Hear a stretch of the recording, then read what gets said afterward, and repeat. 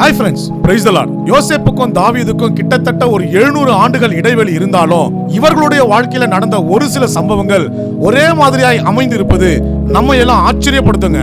அவைகள் என்ன என்பதை இப்போது நாம பார்க்கலாம். யோசேப்பு ஒரு சொப்பனக்காரன், அதே போல தாவீது ஒரு சங்கீதக்காரன். யாக்கோபு யோசேப்பிடம் தன் சகோதரர்களை விசாரித்து வரும்படி அனுப்புகிறார்.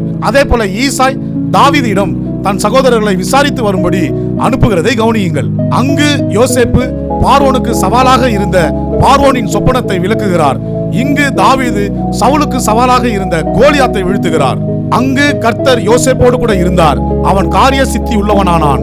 இங்கு தாவீதோடு கூட கர்த்தர் இருந்தார், தாவீது தன் செய்கைகளில் எல்லாம் புத்திமானாய் நடந்தான். இவர்கள் இருவருமே ஆடுகளை மேய்ப்பவர்கள். இவர்கள் இருவரையுமே தேவன் தாழ்விலிருந்து தேசத்திற்கே ராஜாவாக உயர்த்தினார். யோசேப்பு சிறைச்சாலை தலைவன் மற்றும் பார்வோனின் ஊழியரிடத்தில் தயவை பெறுகிறான். அதே போல் இங்கு தாவீது எல்லா ஜனத்தின் கண்களுக்கும் சவுலுடைய ஊழியக்காரரின் கண்களுக்கும் கூட பிரியமாய் இருந்தான். இவர்கள் இருவருமே ஒரு அடி தூரத்தில் மரணத்தை கண்டவர்கள். இவர்கள் இருவருமே ராஜாவாகும் பொழுது 30 வயதுள்ளவர்களாய் இருப்பது இன்னும் நம்மை ஆச்சரியப்படுத்துதுங்க.